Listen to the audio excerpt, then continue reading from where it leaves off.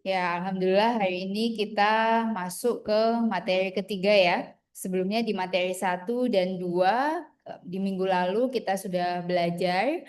Nah, sekarang kita masuk ke materi ketiga dan pastikan KUHP kalian sudah siap ya. Karena nanti kita pasti akan baca. Silahkan nanti pada saat perkuliahan kalau ada yang mau makan makanan kecil, makan permen, ataupun minum, pastikan kalian stay ya, supaya tidak ngantuk. Oke, kita masuk ke pewaris menurut undang-undang. Oke, nah kita sekali lagi kita akan belajar hukum waris barat. Supaya teman-teman tuh selalu memahami bahwa ini berbeda dengan hukum waris Islam gitu ya. Nah ini dulu yang harus selalu ditanamkan. Nah, yang pertama kita akan membagi ahli waris karena kedudukannya sendiri. Nah, dalam KUH Perdata terdapat dua cara mendapat satu warisan. Yang pertama secara ab intestato. Apa itu ab intestato? Yaitu satu bentuk pewarisan di mana hubungan darah merupakan faktor penentu utama dalam hubungan antara pewarisan yaitu pewaris dan ahli waris. Ini konsepnya sama ya sama hukum waris Islam. Yang pertama dipastikan hubungan darah terlebih dahulu. Nah, di minggu lalu ada dua pewarisan yaitu melalui hubungan darah dan apa? Masih ada yang ingat? Hubungan darah dan hubungan darah dan pewarisan itu bisa terjadi karena dua hal. Karena hubungan darah dan karena hubungan darah dan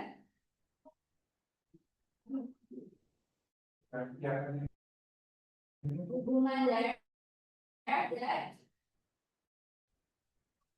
atau pernikahan ya, kita biasakan menggunakan kata perkawinan ya, karena undang-undangnya adalah undang-undang perkawinan. Jadi sekali lagi, jadi pewarisan itu bisa terjadi karena hubungan darah gitu ya.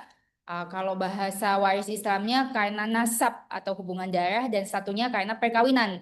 Jadi bisa antar anak, garis ke atas, garis ke bawah, bisa orang tua, tapi bisa juga karena perkawinan. Kan gitu ya, bisa untuk mertua bahkan gitu ya.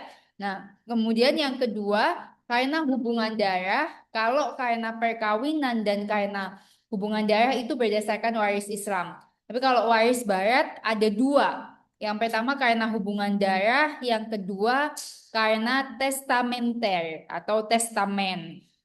Karena ahli waris ditunjuk dalam surat wasiat. Nah, makanya kalau ini konsepnya sama. Selalu saya sampaikan baik di kelas hukum perdata, hukum waris Islam maupun di waris barat, saya akan selalu sampaikan bahwa menyampaikan atau membahas mengenai surat wasiat itu bukan sesuatu yang tabu karena mestinya untuk mempermudah ketika kematian yang sewaktu-waktu bisa datang atau sewaktu-waktu bisa menjemput itu sudah ada testamen atau sudah ada surat wasiatnya gitu ya. Walaupun testamen itu pada prinsipnya bisa diperbaharui. Contohnya, misalnya ketika saya menghibahkan rumah kepada anak-anak saya yang belum cakap umurnya. Anak saya masih 8 tahun, 3 tahun, dan 15 bulan. Saya sampaikan kepada notaris bahwa rumah ini untuk anak saya nomor 1, rumah ini untuk anak saya nomor 2, rumah ini untuk anak saya nomor 3. Tapi saya nggak akan tahu kapan saya mati. Maka ternyata misalnya di 5 tahun ke depan saya ada aset lagi, saya perbaharui lagi, boleh. Jadi nanti mereka notaris itu akan memiliki semacam catatan bahwa ada pembaharuan, bahwa ada amendment, bahwa ada amandemen, kan gitu ya. Dan juga memberikan warisan kepada anak di bawah umur itu tidak bisa diberikan sampai dia capai secara usia. Nah, karena akan ada perwalian dalam tanda kutip kalau saya meninggal duluan, barangkali suami saya masih hidup atau kami kemudian dalam worst case gitu ya, dalam kemungkinan yang paling buruk mungkin kami tidak memiliki usia yang panjang, maka nantinya akan ada saudara saya ataupun saudara suami saya yang karena undang-undang bisa menjadi wali anak-anak saya. Tapi mudah-mudahan berumur panjang ya. Ini hanya contoh. Amin. Kemudian selanjutnya, ingat kalau berdasarkan waris Islam, pembagian waris dikarenakan dua hal, tapi kalau berdasarkan KUH Perdata Barat, karena hubungan darah dan juga testamen. Testamen. Yang pernikahan itu yang waris Islam. Ya.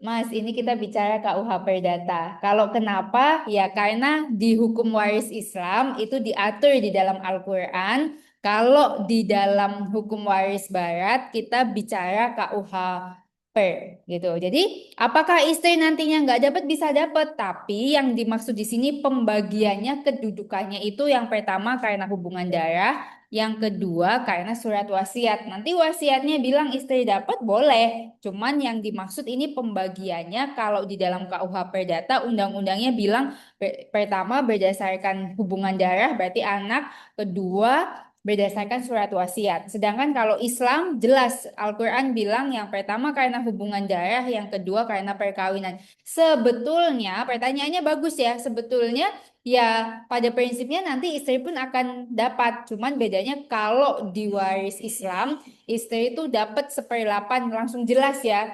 Dia langsung dapat bagiannya. Betul. Tapi kalau KUH Per nanti berdasarkan kita akan lihat nanti bedanya di mana pembagiannya ya.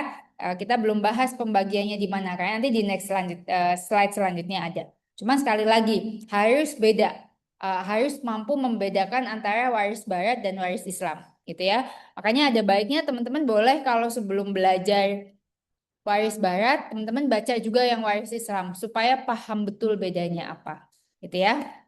Oke, selanjutnya ahli waris ab instanto diatur dalam pasal 832 KUH Perdata. Boleh dibacakan 832 KUH Per. Ya.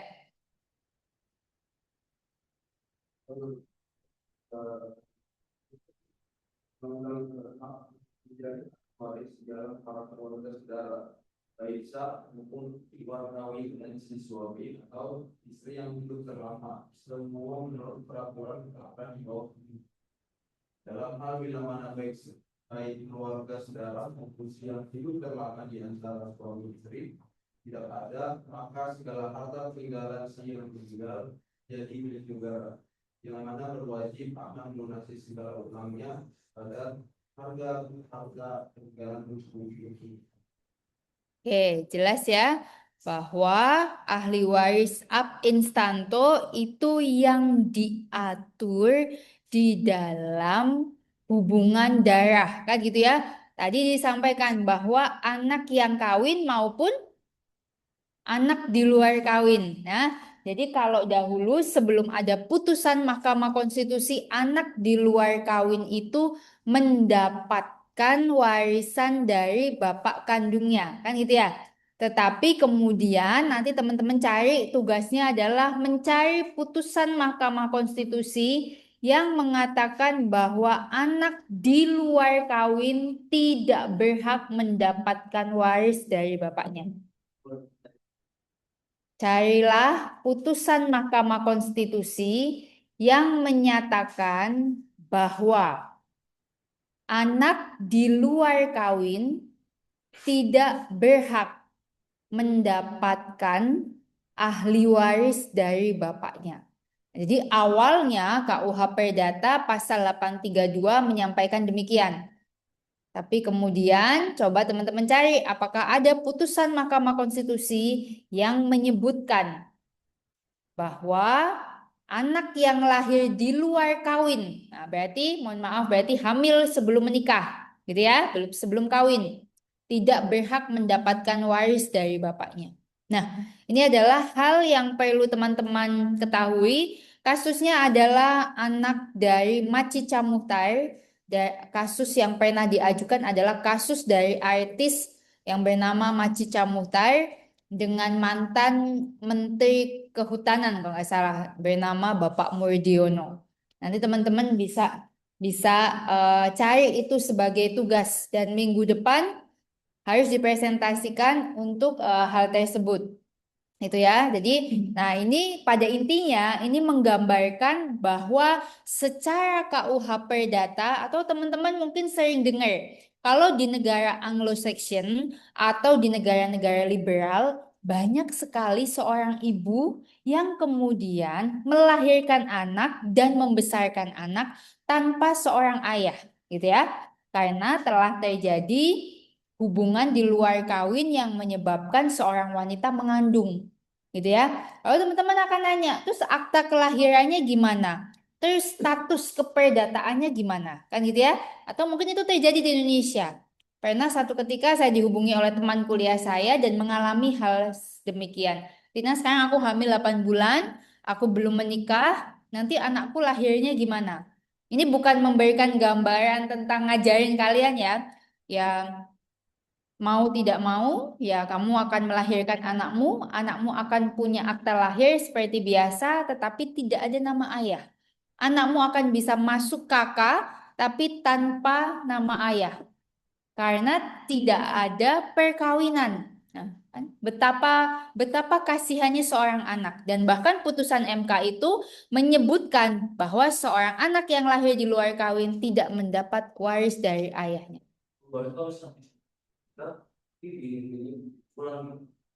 Iya, menikahnya pun bin fulan. Bahkan kalau dalam konteks Islam, saya tidak bicara hukum perdata barat ya. Dalam konteks Islam, seorang anak perempuan yang lahir di luar perkawinan tidak boleh dinikahkan oleh bapak kandungnya. Walaupun misalnya nantinya ibunya menikah dengan bapak kandungnya. Karena nanti itu harus pakai wali hakim, gitu ya. Nah itu, jadi, oh kok Islam nggak adil ya? Kenapa yang melakukan kesalahan itu orang tua, yang mendapatkan akibatnya, gitu, si anaknya. Nah, justru karena Islam sangat menyayangi perempuan, itu diberi pelajaran oleh Allah supaya supaya seorang perempuan itu berhati-hati. Bahkan dalam konteks perdata barat tadi disampaikan, kita akan melihat putusannya. Nah, nanti kita akan bahas minggu depannya. Kita lihat nih putusannya. Benarkah seorang anak yang lahir di luar perkawinan secara KUH Perdata tidak berhak mendapatkan warisan dari bapaknya? Kalau ternyata nanti ada putusan itu, berarti valid bahwa sebetulnya hubungan di luar kawin sangat-sangat menyengsarakan kehidupan anak. Ya, kalau kalian yang berzina, kalau bapak ibunya yang berzina, itu urusan bapak ibunya. Tapi yang paling jadi korban adalah anak. Karena konsep berpikirnya harus clear bahwa anak tidak pernah minta dilahirkan, gitu ya. Oleh karenanya menjadi tanggung jawab orang tua untuk memahami betul bahwa melahirkan anak ya memang butuh preparation, butuh materi dan lain sebagainya. Karena saya selalu bicara kewarisan itu adalah konsep menurunkan harta benda, konsep mempersiapkan kehidupan. Dan tidak bisa dipungkiri bahwa materi juga merupakan salah satu hal yang sangat pokok. Selain cinta atau mungkin menyebutkannya teman-teman yang Nasrani cinta kasih gitu ya. Selain daripada itu harus dipersiapkan gitu ya. Karena nanti akan menyengsarakan. Oke? Nanti teman-teman cari sekali lagi putusan Mahkamah Konstitusi yang menyatakan bahwa anak di luar kawin tidak berhak mendapatkan warisan dari bapaknya atau putus hubungannya dengan bapaknya, gitu ya. Tapi kalau di dalam Islam, siapa yang putus hubungannya dengan ahli waris, dengan pewaris? Ada yang masih ingat? Kalau dalam waris Islam, siapa yang karena hubungan darah tapi bisa tidak diwarisi? Siapa mereka? Siapa mereka? Kamu anak ibu, tapi pada satu hari ibu mati, kamu tidak bisa diwarisi oleh ibu. Kalian semua anak-anak ibu nih, anak kandung ibu. Tapi ketika ibu mati, tidak satu pun dari kalian yang bisa ibu warisi. Oke, terus betul ada hal lain. Salah satu menjadi murtad. Betul. Salah satu menjadi murtad atau katakanlah semua kalian muslim, ibu muslim, tapi ketika salah satu anak ibu keluar atau murtad berpindah agama, maka secara waris Islam tidak diperkenankan mendapatkan warisan. Meskipun kembali lagi kita bicara hukum Islamnya ya, meskipun kembali lagi pewarisan adalah hak mutlak pewaris ya. Jadi ternyata masih mau dikasih ya biar bagaimanapun walaupun beda agama kan dia tetap anakku. Misalnya gitu ya. Ah, itu bisa juga gitu ya. Tetapi konsep dasarnya itu secara Islam tidak. Mengapa? Karena em, tidak hanya di dalam Islam tentunya, sebetulnya misalnya di dalam Katolik, misalnya terjadi perkawinan berbeda agama pun sebetulnya siapapun yang menjadi yang umat Katoliknya itu ya berharap anaknya bisa masuk Katolik kan gitu ya. Nah, begitu juga dengan Islam. Islam meyakini bahwa kita sangat menghormati dan toleransi terhadap perbedaan agama, tapi dalam konteks hubungan keluarga, hukum keluarga, maka ini perbedaan akidah tidak diperbolehkan gitu ya. Meskipun kalau di Katolik masih diperbolehkan menikah dengan beda agama, walaupun di Islam pun ada diperbolehkan menikah berbeda agama, tapi hanya satu syaratnya. Dan hampir nggak pernah terjadi, betul, pada zaman Rasulullah harus menikah dengan ahli kitab, gitu ya. Justru misalnya nih ibu seorang ustazah menikah dengan seorang romo, gitu ya, sama-sama ahli kitab masih diperbolehkan gitu ya. Tapi itu jarang sekali terjadi. Dan konteks hukum positifnya atau hukum Indonesianya tidak menganulir itu. Jadi hanya dicatatkan di pencatatan sipil gitu ya. Meskipun itu yang masih menjadi selalu menjadi masalah. Makanya ibu akan selalu sampaikan bukan karena ibu seorang muslim, justru kalau kalian muslim atau pasangan kalian bukan muslim atau sebaliknya, kalau kalau sudah jelas-jelas bukan muslim, nggak usah bikin hubungan yang berbeda agama. Karena pada satu, oh ketawa ya ketawa nih. Karena pada satu ketika kalian akan memilih. Satu saat kalian akan memilih. Kalian akan benar karena, jadi kalaupun berpindah agama, saran ibu jangan pernah berpindah agama hanya karena perkawinan gitu ya. Jadi kalau kalian berpindah agama, ya karena kalian benar-benar mencari tahu, karena kalian benar-benar belajar gitu ya, dan harus siap dengan segala konsekuensinya. Ya, karena perkawinan yang dilandasi atau berpindah agama yang dilandasi hanya karena perkawinan bisa saja luntur ketika perkawinannya juga rusak, bukan landasan keimanan. Itu yang paling penting ya. Jadi kembali lagi ke sini, nggak usah dicoba-coba gitu ya, nggak usah mencoba patah hati gitu ya. Gitu ya, kita lanjut bahwa jika semua ini tidak ada yang berhak menjadi ahli waris adalah negara. Tadi disebutkan di pasal 832, kalau nggak punya siapa-siapa maka diserahkan kepada negara. Ini udah sering kita bahas. Ahli waris adalah anggota keluarga pewaris yang meninggal dunia, udah pastilah ya, yang menggantikan kedudukan pewaris dalam bidang hukum kekayaan karena meninggalnya pewaris. Simple. Dalam hal mewaris, KUH Perdata membagi dua kategori. Yang pertama, mewaris langsung, yaitu seseorang tersebut mewaris dalam kedudukan ahli waris langsung karena diri sendiri atau uit eigen hof. Nah, tadi ingat bahwa bedanya kalau hukum waris Islam itu karena hubungan darah dan perkawinan, KUHP bilang karena hubungan darah dan surat wasiat. Lalu mewaris langsung artinya kalau saya punya anak tanpa testamen pun anak saya secara otomatis mewarisi harta saya, gitu ya.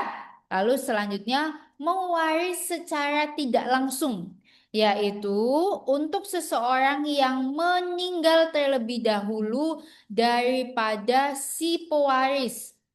Seseorang tersebut menggantikan ahli waris yang telah meninggal terlebih dahulu daripada si pewaris. Contohnya seperti minggu lalu, saya punya anak dan sudah punya cucu. Nauzubillah min zalik, anak saya tidak berumur panjang, tapi saya sudah punya cucu. Maka cucu ini yang menggantikan anak saya. Gitu ya?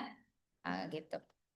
Itu namanya mewaris tidak langsung. Karena si pewarisnya meninggal duluan. Atau contohnya kakek nenek saya sudah meninggal, lalu masih ada ibu saya. Harusnya yang mewaris ibu saya kan? Tapi misalnya orang tua saya atau ibu saya meninggal terlebih dahulu, maka saya berhak. Gitu ya. Oke, selanjutnya itu karena kedudukannya. Yang kedua, ahli waris karena penggantian tempat. Nah, dalam hal mewaris tidak langsung, di mana seseorang tersebut menggantikan ahli waris yang telah meninggal dunia terlebih dahulu daripada pewaris, dalam bahasa Belanda disebut sebagai ahli waris bijplaatvulving. Nah, ini sama aja tadi ya gambarannya. Adapun untuk dapat bertindak dengan penggantian harus memenuhi syarat. Yang pertama, orang yang menggantikan mesti memenuhi syarat sebagai ahli waris. Ia sendiri tidak boleh tidak pantas dan tidak boleh dicabut haknya oleh pewaris untuk mewarisi dengan wasiat. Nah, maksudnya, jadi kalau saya punya cucu gitu ya, jangan saya deh ya, kayaknya saya sedih jadinya. Misalnya ada seseorang gitu ya yang meninggal, memiliki anak dan anaknya juga meninggal, maka yang akan menjadi ahli warisnya adalah cucunya. Cucunya ini yang dimaksud dengan tidak boleh tidak pantas, artinya dia harus cakap secara hukum. Atau dia sudah cakap secara usia atau cakap secara hukum. Cakap secara usia berarti usianya sudah dewasa secara undang-undang. Kemudian cakap secara mental artinya dia tidak gila. Kan gitu ya. Bagaimana kalau gila? Kan gitu ya. Kalau dia cucu satu-satunya dari anak itu, ya berarti bisa diberikan kepada anak yang lain tapi nanti dikelolakan. Kan gitu ya. Sebagaimana yang biasa dilakukan. Jadi kalau punya 3 orang anak, masing-masing harus dapat bagian, tapi anak yang satu itu misalnya tidak cakap, maka saudara-saudara lain yang menjadi walinya. Tapi kalau anak si seseorang yang meninggal itu tadi hanya satu, masih bisa dilihat apakah ada orang lain yang bisa mewalikan, yang masih satu hubungan sejajar. Kalau nggak ada hubungan sejajar, ya berarti nanti mungkin bisa ke Pak D-nya, Bu D-nya gitu ya untuk diperwalikan, gitu ya. Nah, itu seperti itu dan tidak boleh dicabut haknya oleh pewaris. Ingat kalau hukum waris barat tadi karena akta pewarisan atau testamen. Jadi tidak boleh dicabut oleh si seseorang yang meninggalkan harta warisan itu, gitu ya. Kalau dicabut gimana, Bu? Nah, nanti kalau dicabut dilihat apakah si cucu ini kemudian menuntut ke pengadilan dan bisa bisa membuktikan bahwa ada sesuatu atau tidak, gitu ya. Tapi artinya ini jadi tidak boleh dicabut haknya oleh pewaris karena kan sebenarnya intinya pewaris ini udah meninggal kan ya, harusnya sih ini jarang terjadi dalam konteks ini.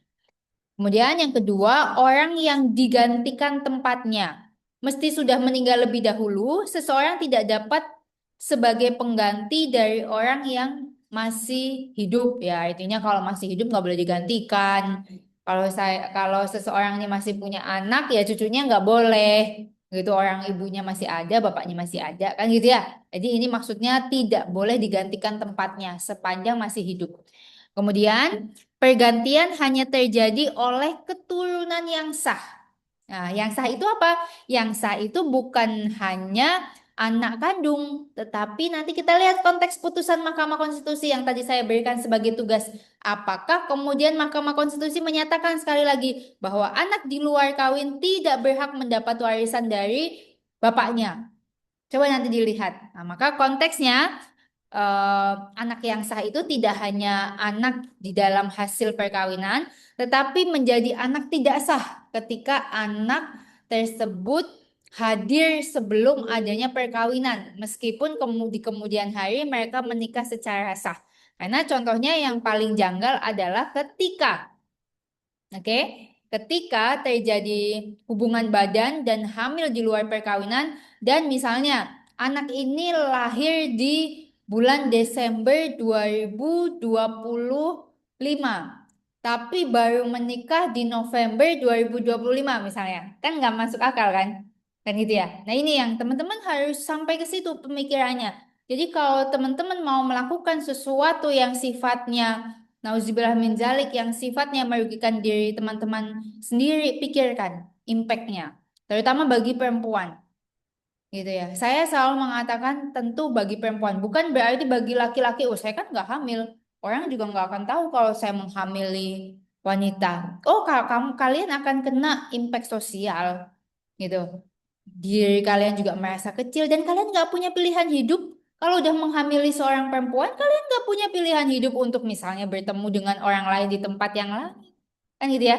Kalian harus membiayai anak dan istri di usia yang masih muda. So, harus dipikirkan gitu ya. Nah, karena disampaikan sedemikian bahwa hukum yang diatur dalam KUHP tidak mengenal pergantian dalam garis ke atas. Apabila seorang meninggal dunia dan ia meninggalkan sanak keluarga sedarah yang terdekat, yaitu seorang kakek dan orang tua dari istri kakek yang sudah meninggal lebih dahulu, maka kakek ini mewarisi seluruh harta peninggalan. Nah, dalam hal tidak ada siapa-siapa lagi, maka bisa juga naik ternyata ke atas ataupun ke bawah. Tadi bisa ke cucu dan ternyata bisa ke kakek, kan gitu ya. If nggak ada siapa-siapa, if nggak punya siapa-siapa, gitu ya. Oke, pergantian dalam garis ke atas akan berarti bahwa kakek akan menerima setengah. Orang tua dari kakek akan menerima setengahnya lagi. Nggak punya anak, nggak punya istri, punyanya cuma kakek sama kakek buyut. Ya udah kasih ke itu. Kecuali nggak punya siapa-siapa banget, pasal 832 KUH Perdata bilang kasih ke negara. Gitu ya. Yang penting selalu ingat KUH Perdata mengatur karena hubungan darah dan juga testamen. Oke, lalu kita akan lihat. Nah, ini ada 3 peristiwa yang menimbulkan terjadinya penggantian tempat dalam mewaris. Nah, ini teman-teman bisa lihat ya. Saya nggak perlu gambarkan ulang. Ini adalah pewaris, P adalah pewaris. Kemudian anak P itu ada A dan B gitu ya. Kemudian C dan D ini jadi kan seorang pewaris punya anak gitu ya. Kemudian si C dan D ini adalah anaknya si B gitu ya. Ini berarti cucunya pewaris tapi anak dari B gitu ya. Kemudian C kemudian dan F dan F ini anak C gitu ya. Kemudian G dan H, G dan H ini adalah anak F. Jadi ini udah bertingkat. Ini pewaris, ini generasi 1 A dan B, ini generasi 2, ini generasi 3, ini udah masuk ke cucu dan cicit gitu ya. Nah, jadi makanya teman-teman saya selalu bilang kalau mau mata kuliah ini baca terlebih dahulu. Supaya teman-teman bisa mengimajinasikan. Karena ini mata kuliah imajinasi. Seberapa penting imajinasi? Secara tidak sadar, imajinasi itu sangat penting. Saya lengkap dulu nih. Ketika teman-teman melihat kartun, ketika teman-teman baca buku, ketika teman-teman nonton film yang teman-teman sukai, itu kan berimajinasi, gitu ya. Nah, mata kuliah hukum waris ini banyak imajinasinya. Oh, oke, oke, oh, oke. Nah, oh, oke-nya itu baru bisa didapat kalau kalian baca dulu, gitu ya. Kalau sporadis langsung biasanya agak sulit. Oke, kemudian BCFH. BCFH, ini yang hitam semua. BCFH meninggal terlebih dahulu daripada P. Pewarisnya belum meninggal, ahli warisnya udah meninggal duluan. Nah, gitu kan? Lalu ADEG, yang semua yang putih. ADEG, ahli waris P. Nah, jadi ini sudah ada di masing-masing urutan pewaris ini ini namanya pewaris 1, pewaris 2, 3, 4 gitu ya. Jadi sudah setiap generasi. Nah, masing-masing setiap generasi sudah ada yang mati satu-satu, kan gitu ya. Nah, kemudian kita lihat penggantian tempat dalam garis lurus ke bawah tanpa batas. Semua keturunan dari orang yang meninggal lebih dahulu itu bersama-sama menggantikannya. Bisa. Jadi walaupun nantinya pewaris masih hidup nih, tapi karena ahli warisnya sebagian sudah mati semua, maka bisa digantikan oleh yang ada di bawahnya. Betul. Oke. Pada pasal 842 KUH Perdata bisa dibacakan? Pasal 842 KUH Perdata, silakan. Pasal 842 Ya. pergantian dalam bapak yang sah berlaku terus dengan pidana dalam segala hal. Pergantian seperti di atas selamanya diperbolehkan, baik dalam hal bila mana beberapa anak yang meninggal mewaris bersama-sama dengan keturunan seorang anak yang telah meninggal lebih dahulu, walaupun sebagian keturunan mereka mewaris bersama-sama satu sama lain dalam pertalian keluarga yang berbeda-beda derajatnya. Oke, mantap. Jadi bahwa setiap anak yang meninggal lebih dahulu dapat digantikan oleh semua anak-anaknya, gitu ya. Jadi kalau nauzubillah misalnya orang tua kalian meninggal, gitu ya, padahal kakek nenek kalian belum meninggal, berarti nantinya kalau yang meninggal lebih dahulu adalah kakek nenek kalian, maka kalian bisa menggantikan posisi orang tua. Simpelnya itu sih. Begitu juga jika dari pengganti-penggantinya ini adalah salah satu yang meninggal lebih dahulu, ia juga digantikan oleh anak-anaknya. Begitu aja seterusnya. Simpel ya. Bahwa segenap keturunan dari satu orang yang meninggal lebih dahulu harus dianggap sebagai cabang dan bersama-sama memperoleh bagian yang mereka gantikan. Nah, jadi prinsipnya, no, I have to say sorry. I want to talk these things because I think this is so important. Contohnya, mengapa sekarang banyak orang yang nggak mau menikah atau maunya child free, gitu ya? Nah, sebenarnya itu enggak, konsepnya tidak sesuai baik dengan hukum Islam maupun hukum perdata Barat sebetulnya. Kenapa? Karena kalau di dalam hukum Islam, maka selain daripada menikah, maka kalau bisa, kecuali mohon maaf dalam tanda kutip orang yang mandul ya, yang sudah berusaha ke dokter spesialis kandungan itu lain cerita.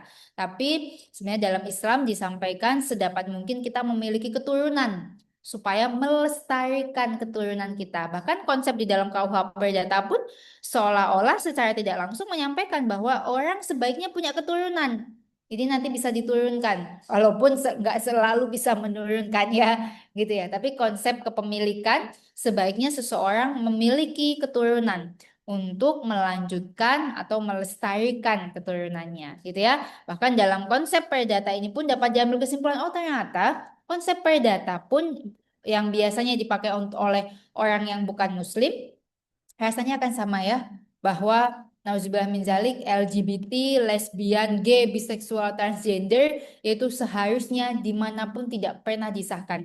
Saya juga aneh ada gereja misalnya yang mengesahkan itu, seharusnya tidak pernah boleh. Karena juga I want to share something to you guys. Pertama kali HIV/AIDS ada di dunia ini tuh salah satunya sejarahnya itu karena hubungan badan antara laki-laki dan laki-laki. That's why ada larangan-larangan dalam berhubungan badan suami istri misalnya ya, contohnya tidak boleh menggunakan dubur karena itu kan tempat kotoran. Gitu kan? Itu kan tempat kotoran. Nah, sehingga LGBT seharusnya tidak diperbolehkan, orang tidak menikah kecuali dalam konteks agama tertentu ya, baik Buddha, Katolik ya, misalnya yang menjadi romo, kemudian suster gitu ya, dalam konteks selain dalam konteks pilihan hidup untuk melayani Tuhan, seharusnya tidak diperbolehkan, gitu ya, karena untuk melanjutkan keturunan. Oke, selanjutnya kelompok kedua. Oke, ini adalah kelompok kedua. Ini ada pewaris, kemudian A, B, C adalah saudara dari P, D, D ini anaknya B, kemudian E, F ini anaknya C, kemudian G ini anaknya F. B, C, F ini meninggal terlebih dahulu. A, D, E adalah pewaris E. Coba teman-teman bacakan pasal 844 KUH Perdata. Silakan.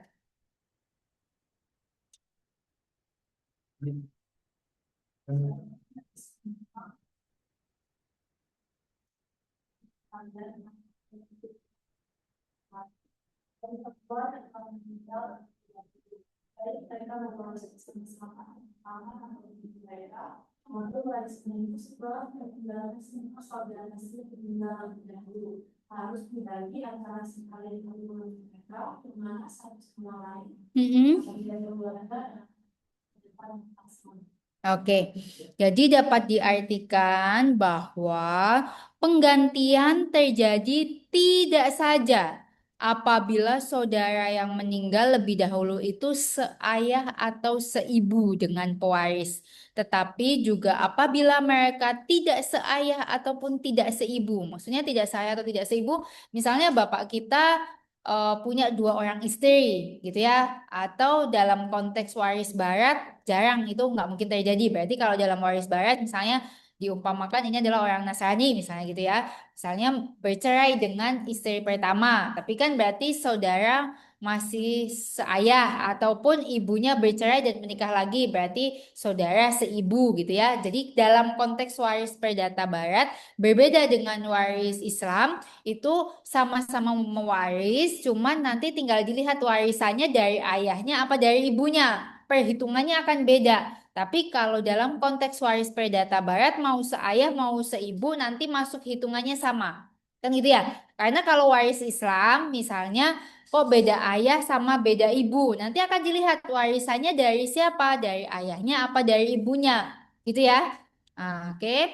Juga bagi saudara keturunan dari saudara berlaku bahwa mereka hanya akan bertindak untuk diri atau mewaris secara with a handhoof apabila semua saudara-saudara itu termasuk orang-orang yang tidak pantas atau telah menolak. Nah, jadi sebetulnya kalau yang tidak pantas itu kan tadi berarti kemungkinan dia ada kelainan mental atau dia tidak cakap secara hukum atau belum cakap secara hukum atau misalnya karena testimon tapi dia menolak. Ya udah berarti kalau itu mereka nggak bisa kan gitu ya. Nah, selain daripada itu ini bisa. Oke, ini kelompok yang kedua. Nanti teman-teman baca lagi. Kemudian kelompok yang ketiga. Berarti tadi udah ada kelompok satu, kelompok dua. Kemudian kita akan lihat kelompok tiga. Ini adalah pewaris. A adalah saudara ayah. B dan C adalah anak dari A. D adalah anak dari B. Kemudian E adalah anak dari C. F adalah anak dari E. Oh, udah banyak nih. Ini semua yang A, B, C, E. Ya, ini meninggal terlebih dahulu, gitu ya. Kemudian F bukan ahli waris P. Nah, ini bukan ahli waris P karena derajatnya lebih jauh dari D. Nah, jadi pengutamaan mana yang lebih dekat, gitu ya. Tapi kalau pada akhirnya nanti dapat pun nggak ada masalah. Tapi kita bicara hukum perdata dulu, gitu kan. Nah, penggantian tempat dalam garis menyamping berdasarkan pasal 845 KUH per boleh dibacakan pasal 845. Silakan.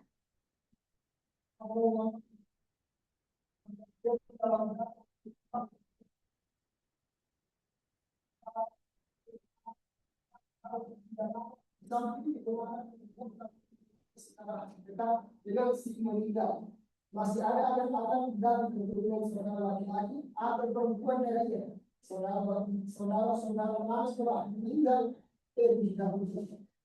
Oke.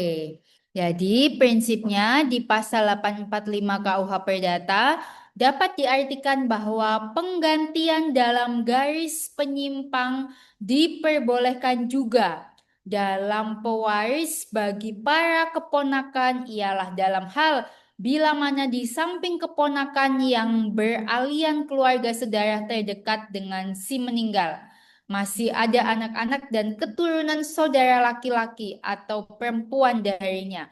Saudara-saudara mana yang telah meninggal lebih dahulu. Jadi misalnya saya aja deh simpelnya.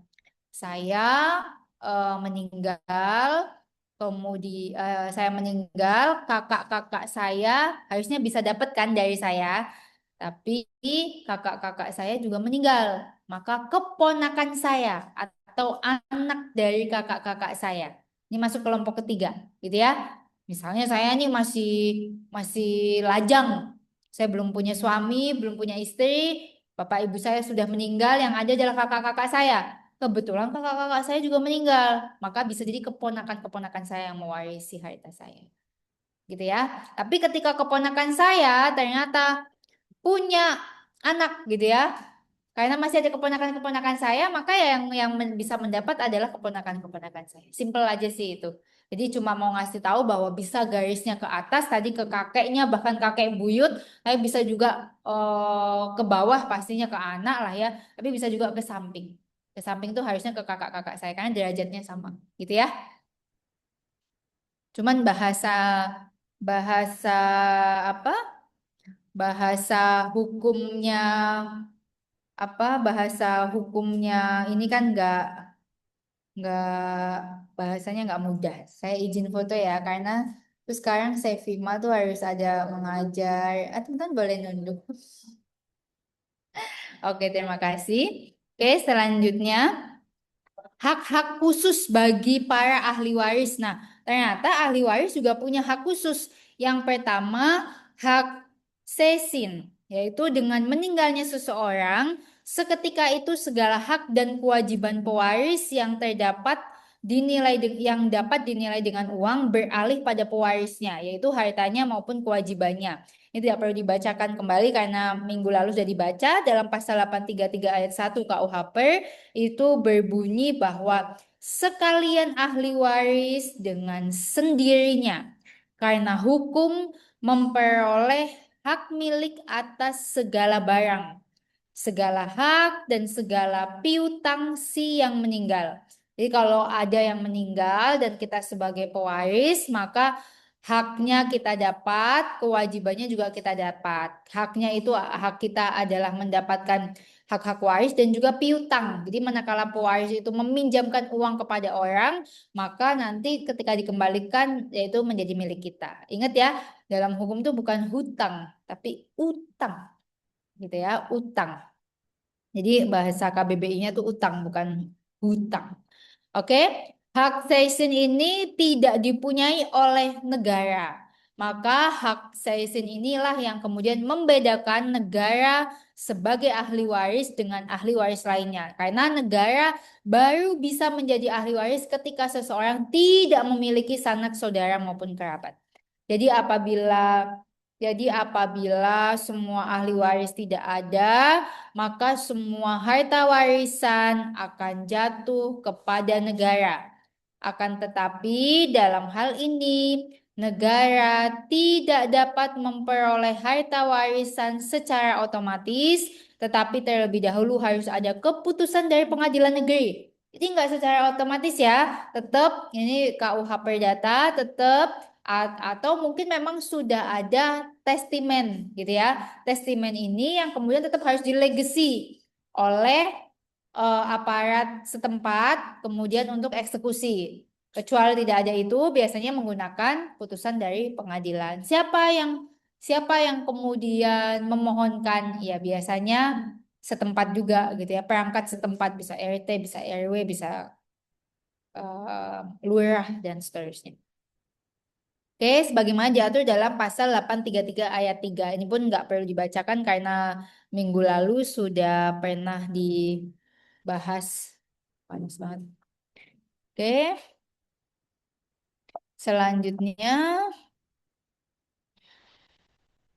Oke, terdapat perbedaan pendapat mengenai pengalihan hak dan kewajiban demi hukum dari pewaris kepada ahli waris secara otomatis. Nah, yang pertama, kemudian Hamaker berpendapat bahwa terbukanya warisan baru tidak secara otomatis menggantikan hak dan kewajiban si pewaris kepada ahli waris, melainkan dengan tindakan menyatakan bahwa ahli waris menerima pengalihan hak dan kewajiban pewaris kepada ahli waris. Nah, ini menarik. Misalnya, ada orang tua yang meninggal, kemudian meninggalkan anak, tetapi kemudian memiliki harta 4 miliar dan utang 5 miliar. Seseorang ini kemudian ketika orang tuanya mati, maka bank misalnya ada pinjaman dengan bank. Kemudian bank menyatakan bahwa harus membayar 5 miliar. Nah, anak ini dengan permohonan ke pengadilan dan lain seterusnya, kemudian menyampaikan bahwa menolak, bisa nggak bisa, menolak menerima warisan dan menolak kemudian menolak kemudian membayarkan kewajiban orang tuanya sepanjang pihak pengadilan kemudian memutuskan. Kalau misalnya seseorang itu misalnya ternyata adalah orang yang mungkin tidak berkebutuhan khusus tapi misalnya pernah kena kecelakaan kerja sehingga hanya bisa bekerja dengan seadanya dan lain sebagainya. Nanti pihak pengadilan akan memutus berdasarkan fakta yang ada. Tapi biasanya kalau orang Muslim jarang melakukan penolakan karena mereka memahami bahwa pewarisnya atau orang tuanya itu ya harus melunasi hutang karena bisa menjadi penyebab tidak diterimanya seseorang ya wallahu alam bishawab itu yang diyakini dalam Islam sehingga ketika ada orang tua yang memiliki utang maka mau tidak mau ya menjadi kewajiban bagi ahli warisnya untuk berusaha melunasi. Nah, tapi konsep ini berbeda dengan konsep KUH Perdata yang boleh menolak waris. Kalau di dalam Islam boleh nggak menolak waris? Boleh nggak? Aduh, jangan pelupa. Baru kemarin semester lalu. Nggak boleh. Karena, aduh lupa semua ya. Padahal ibu suka berulang-ulang loh itu. Boleh, boleh menolak warisan dengan alasan uzur yang bukan sesuatu yang sifatnya prinsip. Contoh menolak warisan dan lebih mengutamakan memberikannya kepada saudara-saudara lain. Misalnya, ini hanya contoh. Misalnya saya punya 3 orang kakak, saya punya 2 orang kakak. Saya menolak menerima warisan dan saya berikan bagian saya kepada kakak saya yang saya rasa lebih membutuhkan gitu ya. Tapi konsepnya berbeda dengan penolakan pewarisan dalam konsep perdata barat, gitu ya. Gitu. Oke, kemudian mayors tadi Hamaker menyampaikan itu harus menyatakan bahwa menerima nih ahli warisnya. Kemudian ada mayors yang menyampaikan bahwa pengalihan secara otomatis hanya berlaku untuk aktifannya atau haknya saja. Tapi mayors bilang boleh nolak. Yang boleh ditolak hanya haknya saja. Kewajibannya atau pasifannya atau utangnya nggak boleh ditolak. Karena itu merupakan karena kewajiban pewaris akan apabila ahli waris menyatakan menerima. Nah, artinya sebenarnya bahasanya lebih ke ya nggak boleh nerima haknya aja, kewajibannya juga harus gitu ya. Oke, selanjutnya kemudian Gigi Klasen. Kemudian juga Jigi Klasen menyampaikan, oh ya, sebentar ya, saya izin 2 menit saja ya. Ada mahasiswa S3 yang hanya minta tanda tangan. Sebentar ya, mohon izin ya. Oke.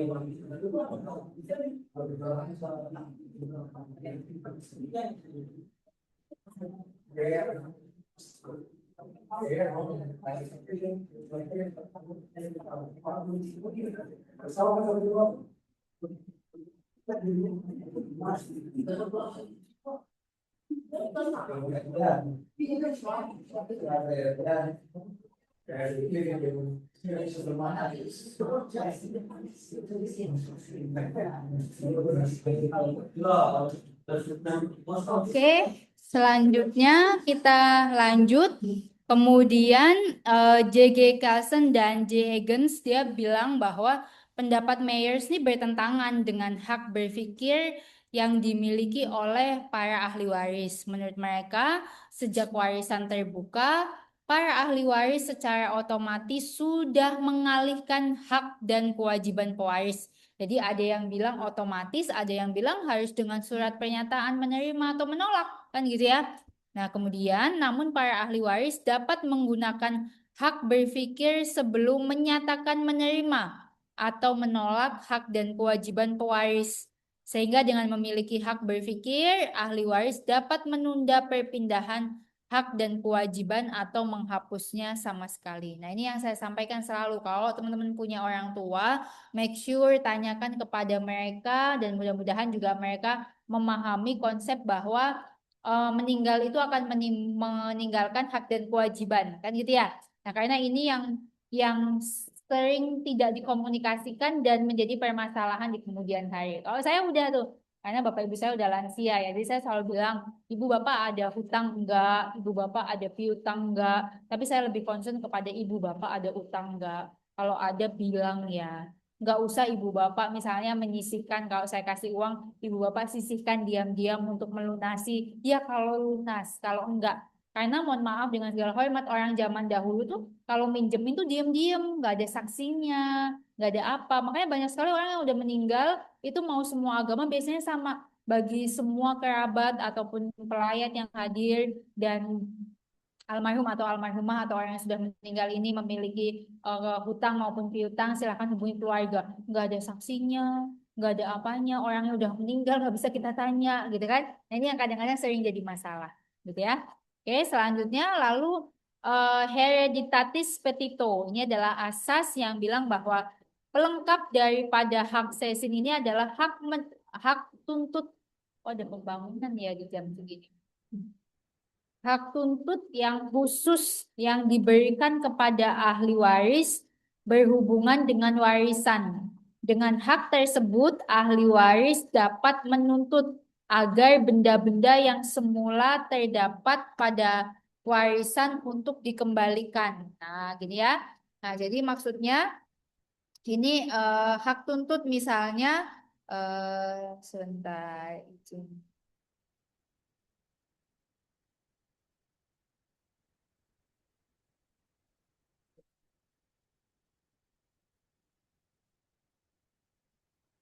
Ya, jadi maksudnya adalah hak tuntut yang khusus diberikan kepada ahli waris berhubungan dengan warisan, gitu ya. Jadi benda-benda, gitu ya, terhadap benda-benda yang dengan hak tersebut, ahli waris dapat menuntut agar benda-benda yang semula terdapat pada warisan untuk dikembalikan. Nah, ini sebenarnya contoh kasusnya misalnya ada sengketa waris gitu ya, atau ada piutang yang misalnya tadinya dijaminkan gitu ya, kemudian dibayarkan oleh si ahli waris. Nah, maka benda jaminannya misalnya emas gitu bisa dikembalikan, gitu ya, dan dikembalikan kepada ahli waris. Itu aja sih.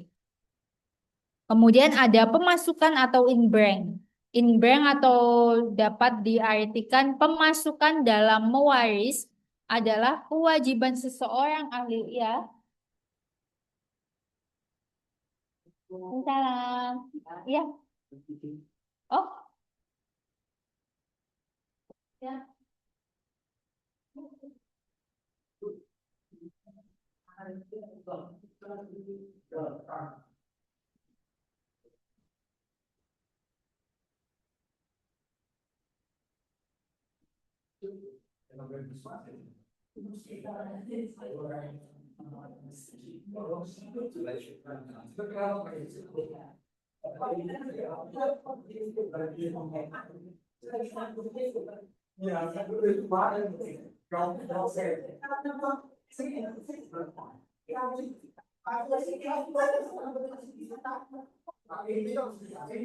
Awalnya jadi kan di sini itu semua kalau mau itu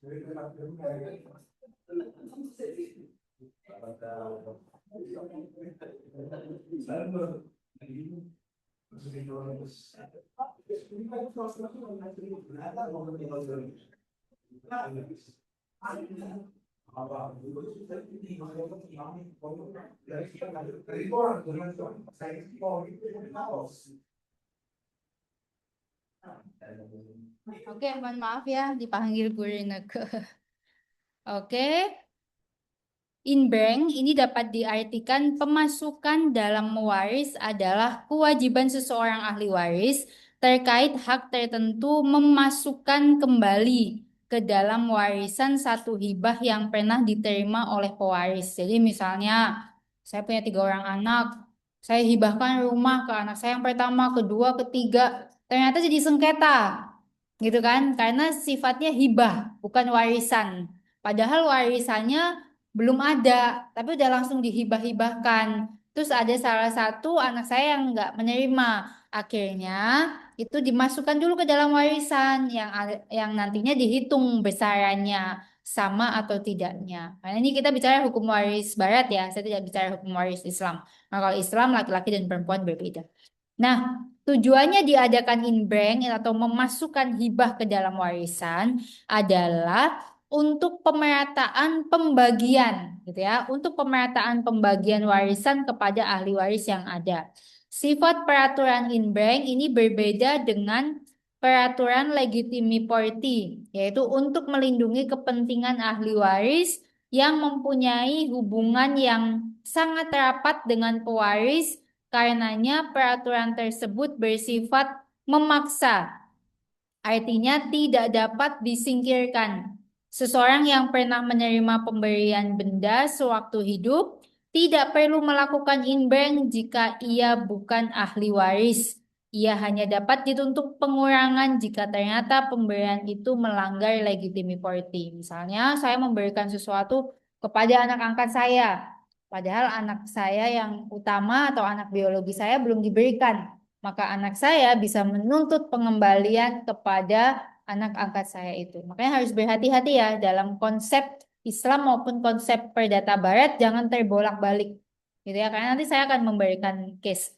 Nah, ketentuan mengenai besarnya inbank diatur dalam pasal 1088 KUH Perdata, di mana disebutkan bahwa jika pemasukan berjumlah lebih daripada bagiannya sendiri dalam warisan, maka apa yang selebihnya itu tidak usah dimasukkan dengan tidak mengurangi ketentuan dalam pasal yang lalu. Nah, jadi pada prinsipnya tidak boleh kurang dari harta pokok yang harusnya dibagikan. Nah, tapi ini biasanya urusannya kalau nggak lawyer, notaris ya.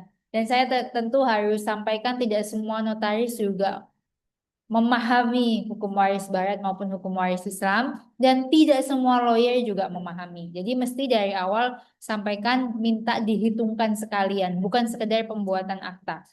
Gitu ya. Oke, dengan demikian besarnya inbank bergantung pada besarnya hibah, besarnya bagian yang akan diterima oleh bagian waris yang melakukan inbank, dan kebutuhan untuk memenuhi bagian mutlak.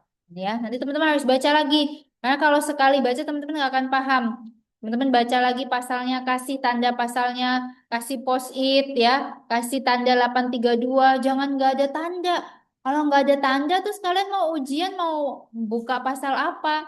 Saya semua punya ada undang-undang kepailitan apa tuh semua ada tandanya, semua ada tulisannya gitu loh. Karena kalau teman-teman cuma punya buku, terus teman-teman nggak kasih tanda, terus nanti gimana pada saat ujian? Kan gitu kan? Oke, karena itu akan kalian pakai sepanjang hidup kalian, apalagi kalau kalian akan menjalani profesi ini. Nah, teman-teman, ini adalah pengaturan di pasal 1090 dan 1097 KUH Perdata. Nanti teman-teman boleh baca detail yang pada intinya bahwa pemberian hibah pada menantu tidak perlu diimbreng. Nah, nih. Ini teman-teman baca. Sebagaimana yang diatur dalam pasal 1090 KUHP, kemudian hal-hal yang tidak perlu diimbreng lagi adalah biaya pendidikan dan pemeliharaan anak. Ya masa udah dibuat bayar pendidikan anak dihitung lagi dimasukin kan nggak mungkin gitu ya.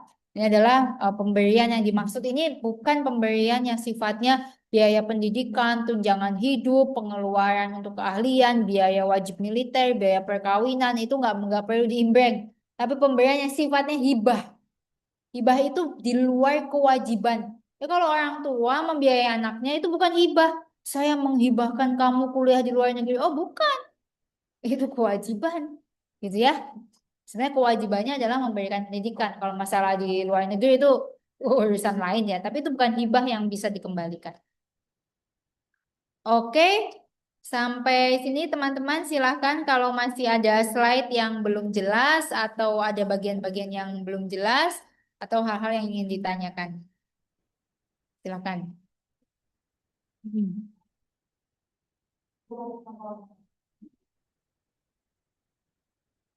Oke.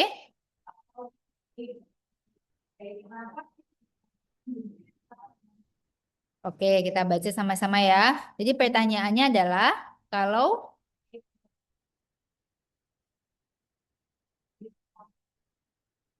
kalau E adalah pengganti dari C, kenapa dia nggak mendapat bagian yang sama dengan B, D?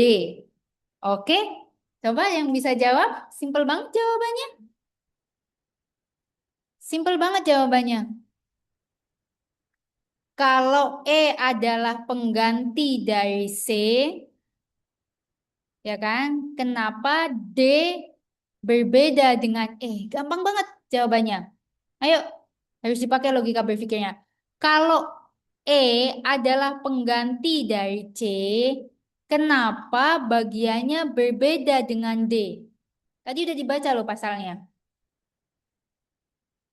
Betul. Karena hubungannya lebih jauh. Oh, kalau hubungannya lebih jauh, terus kemudian sisanya kemana? Kan gitu ya. Sisanya kemana? Nah, inilah yang kemudian berbeda dengan hukum waris Islam. Kalau waris Islam, itu ketika menggantikan, itu adalah sejumlah harta yang sesuai dengan derajat yang digantikan. Tapi kalau ini tidak sesuai dengan harta yang digantikan. Nah, kenapa? Jadi PR yang kedua. Tadi putusan Mahkamah Konstitusi sama ini. Apa bedanya dengan waris Islam dan kenapa? Sebutkan pasalnya.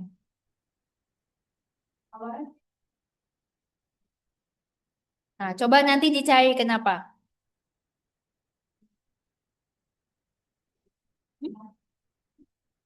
Oke, coba nanti besok dipakai oret-oretan ya, supaya lebih clearance. Karena kalau misalnya dalam konteks kuliah, semua pertanyaan nggak dikasih feedback, maka hanya akan mendapat jawaban. Tapi berpikir itu adalah satu proses. Jadi kalau sekarang bertanya itu ada tanda dua hal. Bisa tidak paham atau justru paham. Saya lebih memahami bertanya karena paham. Karena orang yang tidak mampu bertanya, bisa jadi dia beneran paham, bisa jadi sebenarnya dia tidak paham. Maka dia tidak bisa bertanya. Nah, tapi bagaimana supaya itu melekat di dalam ingatan? Maka ia yang bertanya, dia harus mencoba dulu mencari jawaban. Apakah benar karena derajatnya lebih tinggi? Atau apakah benar tapi nanti kalau dijumlah hasilnya akan sama aja. Coba nanti lakukan itu. Berarti kan sudah menganalisa kan?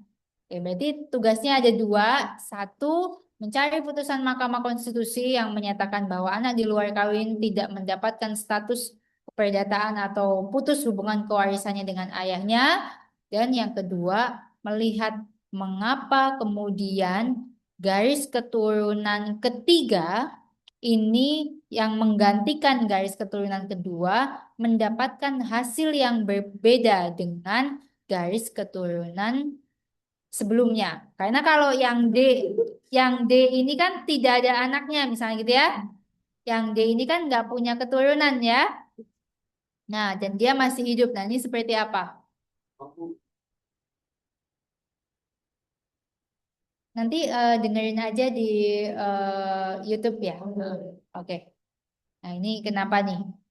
Kenapa dia berbeda? Gitu. Kecepatan ya? Siap. Jadi,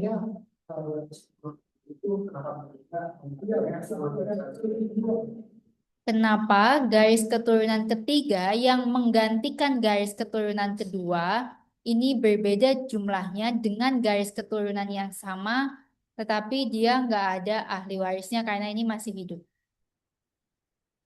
Oke? Oke? Seru ya? Setiap belajar dan ada sesuatu yang kalian bingung, maka kalau kata filsafat, ketika kalian bertanya atau ketika bingung itu adalah tanda berpikir. Jadi kalau nggak bisa bingung tuh tanda nggak berpikir. Ya nggak sih? Iya dong. Kalau nggak bingung tapi nggak mudeng juga. Berarti tandanya nggak berpikir. Dan kemalasan yang paling laten itu adalah malas berpikir. Karena itu sebabnya sesimpel, ini bukan bercandaan tapi ini nyata. itu sebabnya muka kalian diciptakan lebih sensitif daripada organ-organ lain. Itu sebabnya kalau kita handukan, itu kan kalau di hotel misalnya anduk badan itu nggak boleh buat muka. Karena muka kita sensitif gitu ya. Jangan habis buat ketek, habis itu buat badan gitu kan. Nah, sesimpel sesimpel itu ya. Jadi hidup tuh sesimpel dan sedetail itu bahwa akan ada perbedaan. Apa sih bedanya kok yang di atas ini diperlakukannya beda dengan yang di bawah? Kan gitu ya. Misalnya kenapa orang pakai cincin banyaknya sebelah kiri udah dikasih udah dipakai buat cebok habis itu nggak dikasih cincin kan kasihan. Nah itu bercandaan ya. Misalnya nah hal-hal sekecil itu tuh bahkan kalian harus memikirkan kenapa ya? Kenapa orang yang menikah pakai cincinnya di sebelah kanan, orang tunangan di sebelah kiri misalnya. Sesimpel itu tuh kalian harus bertanya. Nah, jadi bagus ya pertanyaannya. Kita akan kupas di minggu depan. Ada lagi?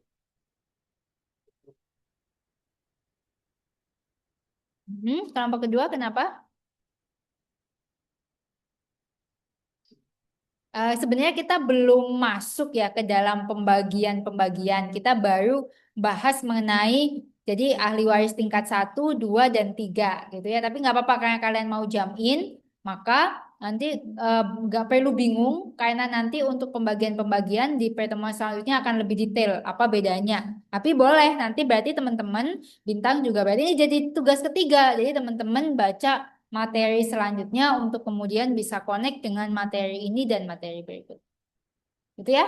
Jadi kalau masuk kelas saya, haram hukumnya tidak baca dulu. Karena sudah baca pun bisa lupa ditanya. Entah karena nervous, entah karena emang beneran lupa, banyak yang lupa dari tadi. Apa? Ini tahun ini saya udah 35 tahun loh. Jadi teman-teman harus punya, kalau kemungkinan bagi saya untuk Brian Frog itu udah mungkin karena banyak banget yang diurusin jadi ibu jadi dosen bekerja apa-apa tapi kalau kalian nggak boleh kalian hanya fokus harus fokus jadi harus diingat terus jadi kayak teman-teman boleh deh catat teman-teman nonton film Netflix judulnya Law School itu film Korea di mana anak-anak tuh passionate ada yang pengen jadi lawyer ada yang pengen jadi jaksa ada yang pengen jadi apa jadi belajar itu segila itu dan dulu saya tuh belajar segila itu saya belajar, saya punya komunitas 6 orang anak, kami berlima, sorry saya. Ini lucu banget saya, suami saya, ada namanya Robin, Iki, Fai, Amir ya. Kami berenam. Dimanapun dan saya satu-satunya perempuan dan akhirnya saya memang menikah dengan salah satu teman saya gitu kan. Nah, itu tuh kami segila itu yang namanya belajar di lorong, di mana. Oh, nanti yang mata kuliah ini yang pintar Dimas, oh yang ini yang pintar Robin. Saling jadi segila itu kita misalnya pergi ke perpustakaan, ke UI, kemanapun kayak gitu ya. Itu kami bersama-sama. Kami buat ringkasan, kami belajar, kami makan es krim, kadang-kadang makan cilok sama kentang berbarengan, berbagi gitu ya. Tapi kita belajar itu gila, gila. Dan dari 6 orang ini hanya satu, ya hanya 2 yang tidak 3,5 tahun. Kalau zaman itu masih 3,5 tahun. Nah, jadi itu ya artinya punya temen, punya komunitas. Karena misalnya olahraga akan lebih enak jika bersama-sama misalnya gitu ya. Tapi tetap kalian harus mengandalkan diri kalian. At the end of the at the end of our life kita hanya akan bergantung pada diri kita. Jadi harus asik dengan diri kita. Kalau memang belum punya teman yang kayak gitu, ya pergi ke kafe boleh, pergi kemana boleh. Tapi ya usahakan saya sampai sekarang tuh laptop ini adalah sahabat saya. Anywhere I go, I take my Mac. Anywhere I go, I take my Mac every single time. Except on Sunday. Kecuali hari Minggu kalau saya masih pergi ke mall, bahwa ini saya kena komplain anak saya. Hey, can you? Nah, jadi anak saya biasanya komplain. Um, jadi ya itu. Jadi jangan cepat lupa gitu ya. Karena kalau diulang terus, dibaca, disenangi, digemari, dia akan melekat. Dan itu yang membuat orang hidup tuh selalu merasa hidup. Kalau kalau hidup cuman asal hidup, kalau hidup nggak ada makna, pasti kita kurang happy. Jadi kemanapun, manapun saya atik my Mac every time, anytime, anywhere, gitu ya. Kalau dulu sih masih pakai tulis tangan ya. Sekarang agak sulit karena filenya banyak. Jadi mungkin itu saja yang dapat saya sampaikan. Sampai bertemu minggu depan ya. Wassalamualaikum warahmatullahi wabarakatuh. Bisa